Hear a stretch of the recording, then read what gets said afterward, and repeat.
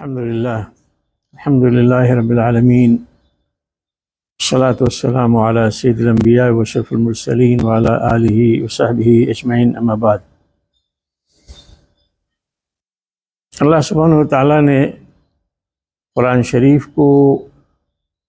اتارا ہے تو اس کے کچھ مقاصد ہیں۔ وہ یہ کہ لوگوں کی ہدایت کے لیے، ان کی رہنمائی کے لیے نازل کیا ہے، اور حقائق فیکٹس جو ہیں ان کو واشگاف کرنے کے لیے، کھولنے کے لیے، اور اسی طرح سے باطل کو رد کرنے کے لیے۔ اور جب قرآن شریف یا اللہ سبحانہ وتعالیٰ قرآن شریف میں کسی قوم کے بارے میں بیان کرتے ہیں تو اس میں ذرا سی بھی کوئی کمی بیشی نہیں ہوتی۔ کسی کے بس کی بات نہیں ہے کہ قرآن کی بتائی ہوئی خبر میں وہ کوئی غلطی نکال سکے یا اس میں کمی اور بیشی تلاش کر سکے۔ یہ بات قابل توجہ ہے کہ قرآن شریف میں اللہ سبحانہ وتعالیٰ نے اہل کتاب کے بارے میں کثرت سے ذکر کیا ہے، بات کی ہے، اور خاص طور سے بنی اسرائیل اور یہ اہل کتاب میں بنی اسرائیل کہا جاتا ہے، خاص طور سے یہود کو، اگرچہ بنی اسرائیل ہی میں حضرت عیسیٰ علیہ السلام کی مخاطب جو قوم ہے وہ بھی آتی ہے۔ تو اللہ سبحانہ وتعالیٰ نے ان کے قصے، ان کی خبریں کثرت سے بیان کی ہیں، اور اسی طرح سے ان خبروں کے اندر یہ جو کچھ اپنے دلوں میں چھپائے ہوئے تھے یا جو کچھ ظاہر کرتے تھے اور ان کے جو حالات تھے وہ سب کچھ بیان کیا ہے۔ قرآن شریف میں یہود کے بارے میں جو ذکر آیا ہے کہ وہ کس طرح سے اللہ سبحانہ وتعالیٰ کے ساتھ دشمنی رکھتے ہیں، اور اللہ سبحانہ وتعالیٰ کے فرشتے اور اس کے بھیجے ہوئے رسولوں سے یہ عداوت رکھتے ہیں، دشمنی رکھتے ہیں، تو اس کا بیان کئی جگہوں پر آیا ہے اور بہت ساری آیات میں آیا ہے۔ اور یہ اس لیے ہے کہ ہمیں، یعنی رسول پاک صلی اللہ علیہ وسلم کی امت کو پتہ چلے کہ ان سے پہلے کی جو امت رہی ہے کس طرح سے اس کے اندر بگاڑ آیا، اور اس حد تک بگاڑ آیا کہ وہ مبغوض قوم بن گئی، ناپسندہ اور ریجیکٹڈ قوم بن گئی اللہ سبحانہ وتعالیٰ کے نزدیک۔ چنانچہ یہود، ان کی جو دشمنی اللہ سبحانہ وتعالیٰ سے تھی اس کو بیان کیا گیا ہے۔ وہ یہ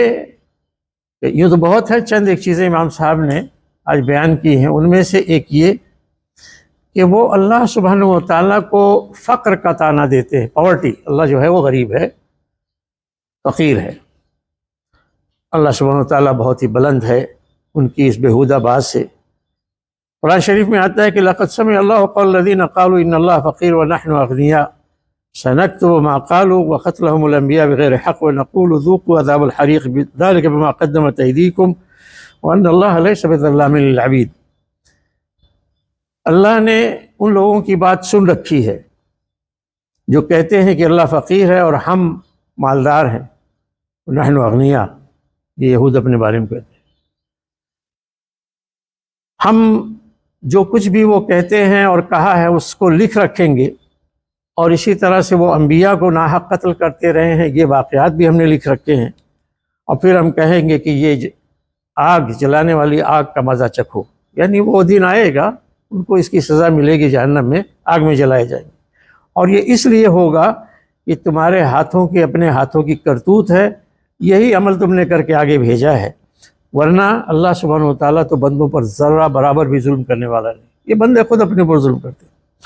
اس آیت کا جو سبب نزول ہے، یعنی کیوں نازل ہوئی، اس کا سبب جو بیان کیا گیا ہے وہ یہ کہ حضرت بکر صدیق رضی اللہ تعالیٰ عنہ ایک بار یہود کے پاس گئے انہیں اسلام کی دعوت دینے کے لیے، اور انہیں یاد دہانی کرائی کہ اللہ سبحانہ وتعالیٰ ہے، یعنی اس کا حق بنتا ہے، اس کی عبادت کی جائے، اس پر ایمان لایا جائے۔ تو ان میں یہودیوں کے احبار میں سے ایک نے، احبار یہ حبر کی جمع ہے، ان کے زمانے میں ان کے علماء کو حبر کہا جاتا تھا، جو دینی ان کے رہنما ہوتے تھے ان کو حبر کہا جاتا تھا، اسی کی جمع احبار، جیسے آج ہمارے ہیں مولانا یا شیخ یا عالم دین وغیرہ کہتے ہیں، بڑے علماء کو ان کے احبار کہا جاتا ہے۔ تو ان کے ایک حبر نے، ایک بڑے مولوی نے کہا کہ بخدا ابو بکر ہم اللہ کے محتاج نہیں ہیں، ہمارے پاس کوئی ایسی مجبوری نہیں ہے، فقر نہیں ہے کہ ہم اللہ کے محتاج بنیں، بلکہ اللہ ہمارا فقیر ہے، ہمارا محتاج ہے، استغفر اللہ۔ اور ہم اس طرح سے اس سے نہیں گڑگڑاتے جیسے جس طرح سے وہ ہماری طرف گڑگڑاتا ہے، مطلب یہ کہ ہم سوالات نہیں کرتے، وہ ہم سے سوال گڑگڑا کے کرتا ہے، ہم اس سے بے نیاز ہیں۔ اگر وہ بے نیاز ہوتا، مالدار ہوتا تو ہم سے قرض نہ مانگتا، جیسا کہ تمہارے صاحب کہتے ہیں، نبی کریم صلی اللہ علیہ وسلم۔ تو قرآن شریف میں یہ دعوت آتی ہے اللہ کی راہ میں مال خرچ کرنے کی اور قرض دینے کی، من ذا الذی یقرض اللہ قرضا حسنا، مثال کے طور پر سورہ حدید میں، کہ کون ہے جو اللہ کو قرض حسن دے؟ تو اس پہ وہ مذاق اڑاتے تھے، تو اللہ بھیک مانگ رہا ہے، اللہ قرض مانگ رہا ہے۔ تو وہ تم لوگوں کو تو ربا سے روکتا ہے اور وہ ہمیں دیتا ہے، اگر وہ مالدار ہوتا اور ہم سے بے نیاز ہوتا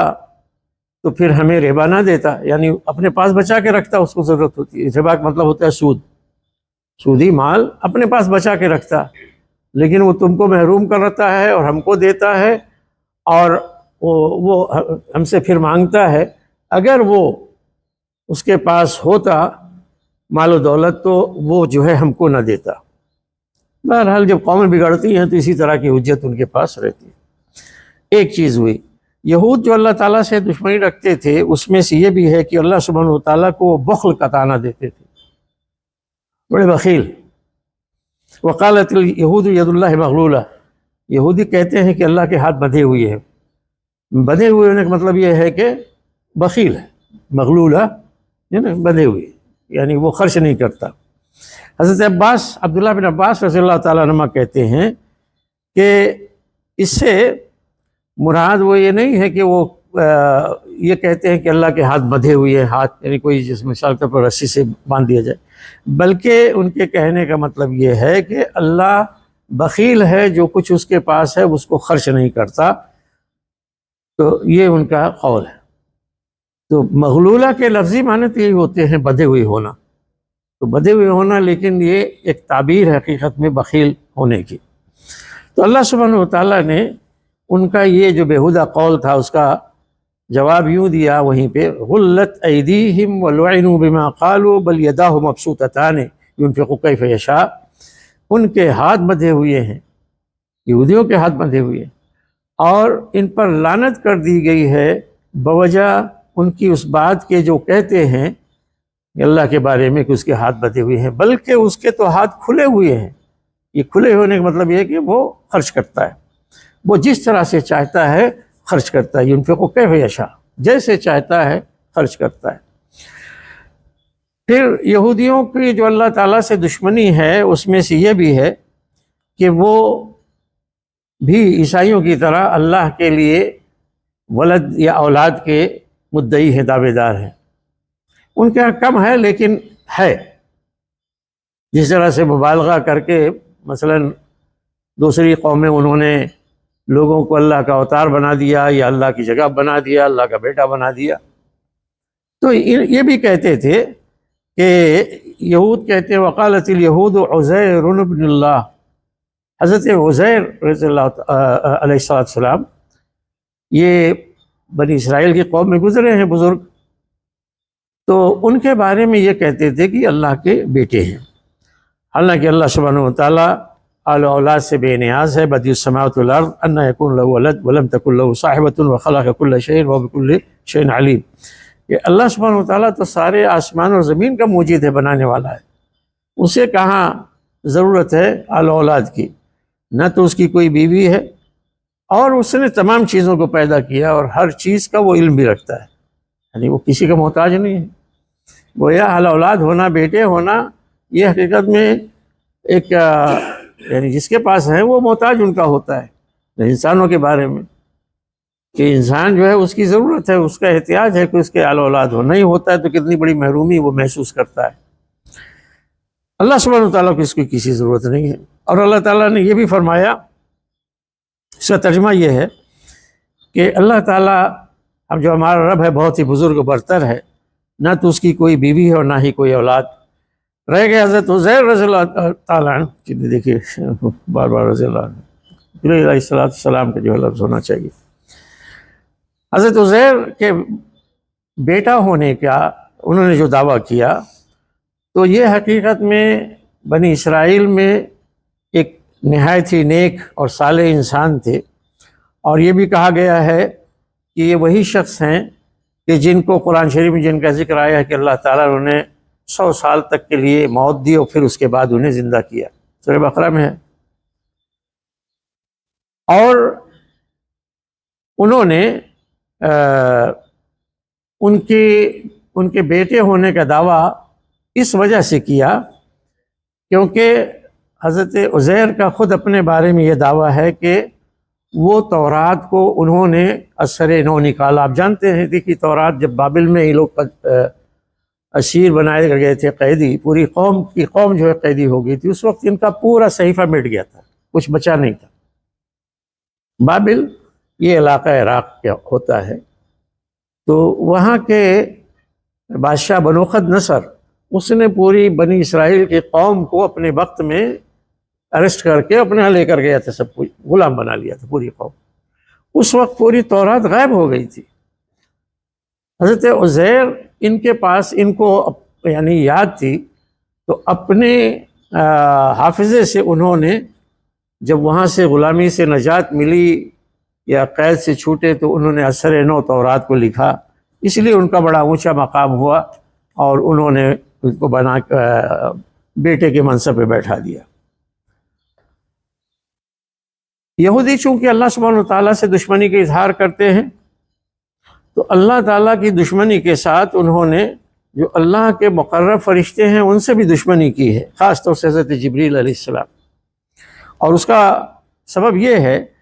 کہ یہود نے نبی کریم صلی اللہ علیہ وسلم کو 5 چیزوں میں، 5 امور میں آزمایا، ان کا امتحان لیا،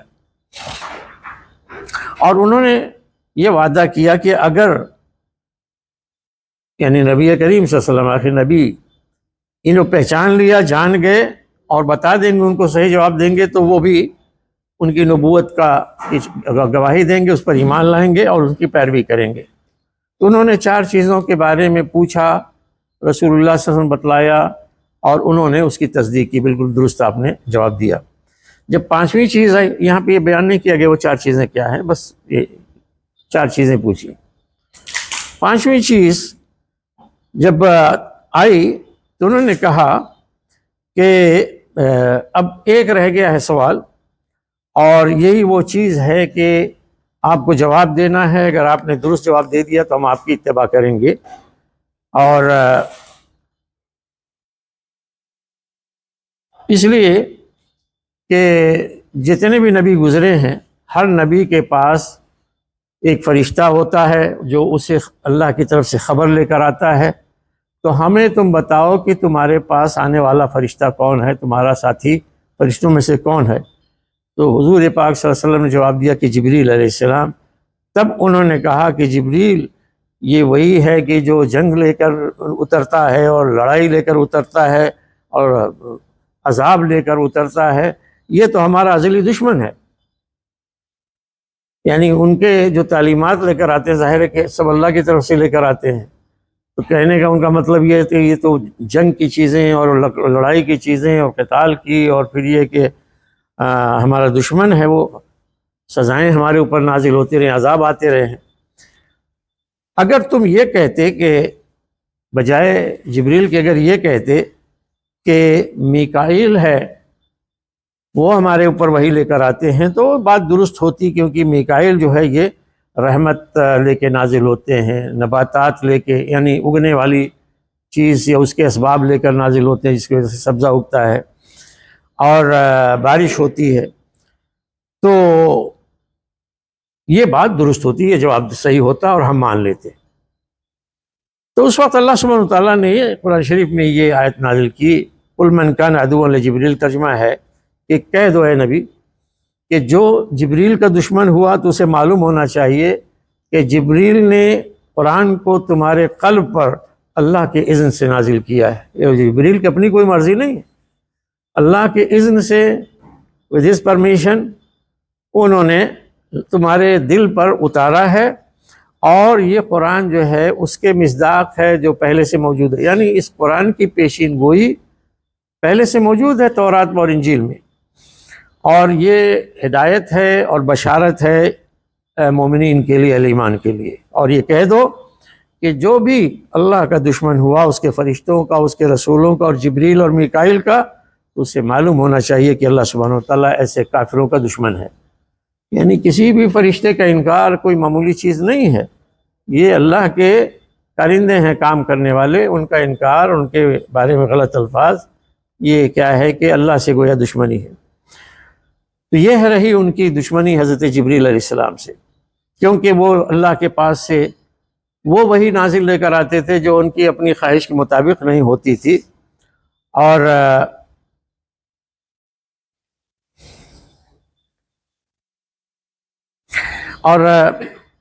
ان کا جو عقیدہ ہے فرشتوں کے بارے میں، اور خاص طور سے حضرت جبریل علیہ السلام کے بارے میں،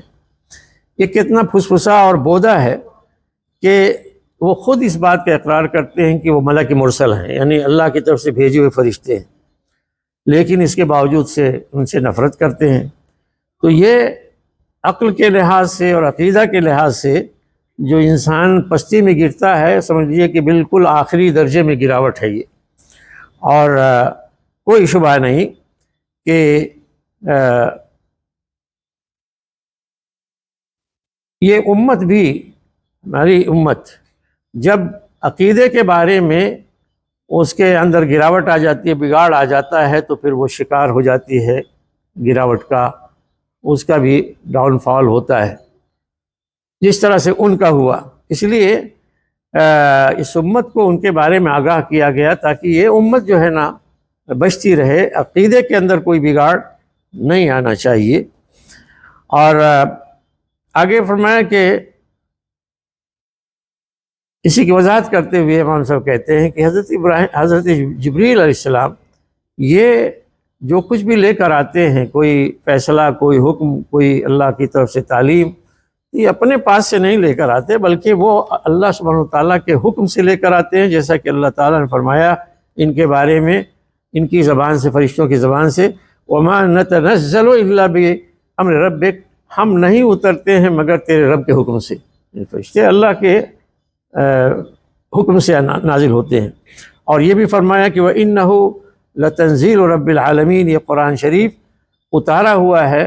اللہ جو کہ سارے جہان کا پروردگار ہے، رب ہے، اسے روح امین لے کر اترے ہیں۔ روح امین سے مراد حضرت جبریل ہیں، اترے ہیں تمہارے دل پر تاکہ تم انذار کرنے والے بنو۔ انذار کا مطلب یہ ہے کہ ڈرانے والا، آگاہ کرنے والا، وارننگ دینے والا۔ امام بخاری اپنی صحیح میں نقل کرتے ہیں حضرت ابو ہریرہ رضی اللہ تعالیٰ عنہ سے کہ وہ کہتے ہیں کہ رسول اللہ صلی اللہ علیہ وسلم نے فرمایا کہ جس نے میرے کسی ولی سے دشمنی کی تو اس نے گویا مجھ سے کھلی جنگ کا جو ہے اعلان کیا۔ اس لیے اللہ سبحانہ وتعالیٰ حضرت جبریل کے لیے ان کی شان میں جو گستاخی ہوئی ہے اس کے لیے اللہ تعالیٰ غضبناک ہوا ہر اس شخص پر جو حضرت جبریل سے دشمنی کرتا ہے، اور فرمایا کہ جو کوئی جبریل کا دشمن ہوا تو جبریل تمہارے دل پر اللہ کے اذن سے لے کے نازل ہوئے ہیں، اور اس کے مصداق ہیں جو اس سے پہلے موجود ہے، یعنی تورات کے مصداق ہیں۔ اور یہود کی جو دشمنی ہے اللہ سبحانہ وتعالیٰ فرشتوں کے ساتھ، اسی کے زیر اثر وہ بہت سارے رسولوں کا بھی انکار کرتے رہے ہیں، اور جاننے کے باوجود کہ اللہ کی طرف سے رسول بنا کے بھیجے ہیں، لیکن ان کا انہوں نے انکار کیا، ان سے دشمنی کی۔ اور اس حد تک ان کی دشمنی بڑھی کہ انہوں نے بعض کو قتل بھی کیا، جیسا کہ اللہ تعالیٰ نے قرآن شریف میں انہیں خطاب کیا ہے، افکلما جاءکم رسول بما لا تہوی انفسکم استکبرتم، کیا یہی ہوتا رہے گا جب جب بھی تمہارے پاس کوئی رسول آئے گا وہ چیز لے کر جو تمہاری خواہشات کے مطابق نہیں ہے تو تم تکبر کرو گے، یعنی اعراض کرو گے؟ تو ایک فریق کو تم نے قتل کیا اور ایک فریق کو تم جھٹلاتے رہے۔ یعنی اس رسول آئے، رسول ظاہر ہے کہ اللہ کی تعلیم لے کر آئیں گے، تمہاری تعلیم تمہاری مرضی سے تھوڑی لے کر آئیں گے، اب تمہیں پسند نہیں آئی تو تم نے کسی کو جو ہے جھٹلا دیا، کسی کو قتل کر دیا۔ اور اللہ سبحانہ و تعالیٰ نے ان کو یہ وعید سنائی، ان دھمکی دی کہ جو لوگ اللہ کی آیات کا انکار کرتے ہیں، کفر کرتے ہیں اور انبیاء کو ناحق قتل کرتے ہیں اور ان لوگوں کو قتل کرتے ہیں جو انصاف کا حکم دیتے ہیں، انصاف کی تبلیغ کرتے ہیں، تو ایسے لوگوں کو دردناک عذاب کی بشارت سنا دو۔ یہی وہ لوگ ہیں کہ جن کے اعمال دنیا اور آخرت میں ڈھہ گئے، ضائع ہو گئے اور انہیں کوئی مدد کرنے والا نہیں ملے گا۔ یہ قرآن شریف کی بات ہے۔ آگے اسی کی تشریح کرتے ہوئے کہتے ہیں کہ یہودیوں نے حضرت زکریہ اور حضرت یحییٰ علیہ السلام ان دونوں کو قتل کیا۔ حضرت مسیح، عیسیٰ مسیح، انہیں بھی قتل کرنا چاہتے تھے اور وہ تو دعویٰ بھی کرتے ہیں کہ ہم نے قتل کر دیا، یعنی واقعی وہ دعویٰ کرتے ہیں کہ ہم نے قتل کیا، کیونکہ ان کو وہ بگڑا ہوا انسان سمجھتے تھے، والعیاذ من ذالک، کہ انہوں نے حضرت عیسیٰ مسیح علیہ السلام کو قتل کرنے کی کوشش کی تو اللہ تعالیٰ نے انہیں اپنے پاس اٹھا لیا، اور پھر آخر میں انہوں نے یہ کیا کہ نبی کریم صلی اللہ علیہ وسلم کے کھانے میں انہوں نے زہر ملایا جب خیبر میں تھے، تو اس کا درد، اس کی تکلیف رسول اللہ صلی اللہ علیہ وسلم اس زہر کی تکلیف محسوس کرتے رہے اپنے آخری وقت تک، یعنی گویا اس کے بعد 4 سال تک آپ زندہ رہے، 4 سال میں وہ اس کی تکلیف اور درد کو محسوس کرتے رہے، یہاں تک کہ اللہ تعالیٰ نے آپ صلی اللہ علیہ وسلم کو اٹھا لیا اس حال میں کہ اس زہر سے آخری وقت تک جو ہے آپ متاثر نظر آتے تھے، جیسا کہ حضرت عائشہ رضی اللہ تعالیٰ کی حدیث میں ہے، وہ کہتی ہیں کہ نبی کریم صلی اللہ علیہ وسلم اپنے مرض الموت میں، یعنی وہ مرض جس میں آپ کی وفات ہوئی، اس میں اس کے بارے میں کہتے تھے کہ اے عائشہ، میں ابھی بھی اس کھانے کا درد، اس کی تکلیف محسوس کرتا ہوں جو میں نے خیبر میں کھایا تھا۔ تو یہ ہے تو نبی کریم صلی اللہ علیہ وسلم نے فرمایا کہ اب یہ ہے کہ اس زہر کی تاثیر پورے جسم میں پھیل گئی ہے اور میرا آخری وقت آ گیا ہے۔ تو یہ یہود ہر زمانے میں ایسے ہی رہے ہیں کہ پہلے تو انہوں نے انبیاء اور رسول کو قتل کیا، جب وہ آتے رہے، جب ان کا خاتمہ ہو گیا، نبوت کا سلسلہ ختم ہوا، تو اب وہ تمام لوگ جو انبیاء کرام کے پیروکار رہے ہیں، ان سے وہ دشمنی کرتے رہے ہیں، اور سلف سے لے کر خلف تک ان میں ذرا سا بھی فرق نہیں آیا، یہ اپنی اسی روش پر باقی ہیں۔ اور اس کی دلیل یہ ہے کہ قرآن نے یہود کو، جو نبی کریم صلی اللہ علیہ وسلم کے ہم عصر تھے، ان کے خطاب کرتے ہوئے، ان سے ایڈریس کرتے ہوئے کہا قُلْ فَلِمَ تَقْتُلُونَ أَنْبِيَاءَ اللَّهِ مِنْ قَبْلُ إِن كُنتُم مُؤْمِنِينَ، تو بھلا بتاؤ کہ تم اللہ کے نبیوں کو کیوں قتل کرتے رہو اس سے پہلے، یعنی مجھ سے پہلے تم کیوں قتل کرتے رہے ہو اگر تم مومن ہو۔ اور حالانکہ یہ وہ لوگ تھے نبی کریم صلی اللہ علیہ وسلم کے وقت کے جو یہودی تھے، یہ تو نہیں تھے کہ انہوں نے قتل کیا تھا، وہ تو آپ کے ہم عصر تھے، آپ کے زمانے کے لوگ تھے۔ ان کے آباء و اجداد کا جو جرم تھا وہ ان کو سنایا گیا کہ تم لوگوں نے کیا، اس کا مطلب یہی ہے کہ اسی روش پہ تم لوگ باقی ہو اور وہی سوچ تمہارے دماغوں میں ہے جو تمہارے آباء و اجداد کر کے جا چکے ہیں، تو تمہارے اخلاق وہی ہیں جو تمہارے آباء و اجداد کے اخلاق تھے، اور ان کی رسولوں سے اور دشمنی، اور رسولوں کے جو پیروکار ہیں ان سے دشمنی، یہ وہی اب تک جاری ہے کہ جو آباء و اجداد کے اندر تھی۔ تو قرآن شریف نے اس طرح سے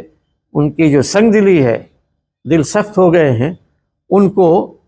اس طرح سے قرآن ایکسپلین کرتا ہے کہ یہ رسولوں کے ماننے والوں کے بارے میں بہت ہی سخت ہیں، انہیں چڑ ہوتی ہے، دشمنی ان سے ہوتی ہے، چنانچہ انہیں ذرا سا بھی باک نہیں ہوتا کہ جب موقع ملے تو ان کے بچوں کو، عورتوں کو، بوڑھوں کو، جو بھی ملے ان کو قتل کر ڈالیں، جیسا کہ آپ لوگوں نے دیکھا اور دیکھ رہے ہیں۔ اور یہ بدلنے والے نہیں ہیں، اس لیے کہ ان کی جو تحریف کردہ کتابیں ہیں، یعنی بگاڑ دیا گیا ہے، اس میں تحریف آئی ہے، چینج ہو گیا ہے، تو اب تک وہ اس کو تھامے ہوئے ہیں، اور یہ جو چینج ہوا ہے اس میں اپنی مرضی کے مطابق چیزیں انہوں نے اس میں ڈالی ہیں۔ اور جو کوئی تورات پڑھے گا تو جان جائے گا کہ اس طرح سے اپنے سوا وہ دوسروں کو کیا سمجھتے ہیں، ڈھور ڈنگر، سمجھا؟ اس تمام قومیں، چاہے وہ مسلمان ہوں، چاہے عیسائی ہوں، چاہے جو بھی ہوں، یا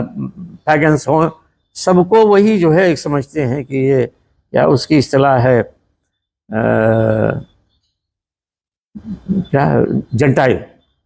جنٹائل ہے نا بولتے ہیں، ہاں جنٹائل ہیں؟ نہیں، اسکیپوٹ تو ان کی اس میں تورات میں جو آج ہے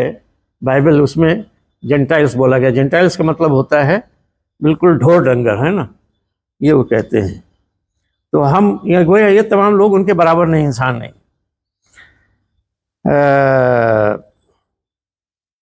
تو وہ اپنے بارے میں دعوے دار ہیں کہ وہ ایک الگ مخلوق ہیں، دنیا میں تمام لوگوں سے وہ کیا ہے، بلند ہیں۔ اور اللہ تعالیٰ نے اسی لیے قرآن شریف میں ان کے بارے میں فرمایا، نبی کریم صلی اللہ علیہ وسلم خطاب کرتے ہوئے کہ لَتَجِدَنَّ أَشَدَّ النَّاسِ عَدَاوَةً الَّذِينَ آمَنُوا، کہ تم پاؤ گے اہل ایمان کی دشمنی میں جو سب سے زیادہ سخت ہیں وہ کون ہیں؟ یہود ہیں۔ وَالَّذِينَ أَشْرَكُوا، اور وہ لوگ جنہوں نے شرک کیا۔ یہاں پہ الَّذِينَ أَشْرَكُوا سے مراد اس بنی اسماعیل کے نسل سے جو عرب موجود تھے، یعنی قریش وغیرہ۔ تو مشرکین اور یہود یہ سب سے زیادہ سخت ہیں تمہاری دشمنی میں۔ تو اللہ سبحانہ و تعالیٰ نے یہ ساری چیزیں واضح کر دی ہیں۔ اور میں سمجھتا ہوں کہ جہاں تک امت کی بات ہے، بحیثیت امت مسلمان، وہ ان کے اکثریت اس چیز کو مانتی ہے، جانتی ہے، اور ان سے کوئی تقرب نہیں چاہتی۔ لیکن بدقسمتی ہے کہ پوری دنیا میں پھیلی ہوئی حکومتیں مسلمانوں کی، ان کا معاملہ کچھ اور ہے۔ یعنی کوئی سوال ہی نہیں ہے کہ قرآن شریف جو ہے وہ بتائے اور ان کو پھر اپنے یہاں لا کے یہودیوں کو بیٹھایا جائے کہ کوئی ایڈوائزر ہے، کوئی کیا ہے، خاص خاص جگہوں پہ۔ یہ بالکل جائز نہیں ہے، اور یہ ہماری کمزوری اصل میں یہاں سے آتی ہے کہ ہم ان کے اوپر، ہمارے ذمہ دار لوگ پورے دنیا میں جہاں پہ بھی اس ملک میں جائیں تو آپ کو یہی نظر آئے گا، ان کی دوستی ہے۔ حتیٰ کہ فلسطین میں بہت سارے لوگ جو ہیں، یہ کہنے کی جگہ نہیں ہے، تو وہ یعنی ان کے لیے یہ پیلسٹین ایشو جو ہے، یہ ایک وہ ہے کھانے کمانے کا ذریعہ، بہت سارے لوگ ہیں اس میں۔ ان کے اندر جو ہے وہ تمام تباہیوں کے باوجود ان کے اندر سے دوستی ہے۔ دہلان بیٹھا ہوا ہے امارات میں، جس کو چاہے جا کے پتہ کر لے، دہلان فلسطینی ہے۔ تو اللہ تعالیٰ سے دعا ہے کہ ہمیں ان کے فتنوں سے محفوظ رکھے، اور یہ جو شر پسند اور شر بنانے والے اور شر پھیلانے والے اور شر پر چلنے اور عمل کرنے والے یہود ہیں، اللہ تعالیٰ ان سے ہم سب کی حفاظت فرمائے۔ اور وہ قومیں جو ان کی پشپناہی کر رہے ہیں، اللہ تعالیٰ انہیں بھی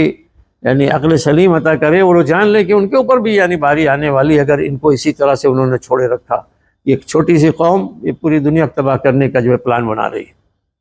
ان کے ہاتھ میں ساری چیزیں آ چکی ہیں۔ تو اللہ تعالیٰ ہم سب کی حفاظت فرمائے، دنیا کی حفاظت فرمائے، دنیا کے لوگوں کی سے حفاظت فرمائے۔ وآخر دعوانا الحمدللہ رب العالمین۔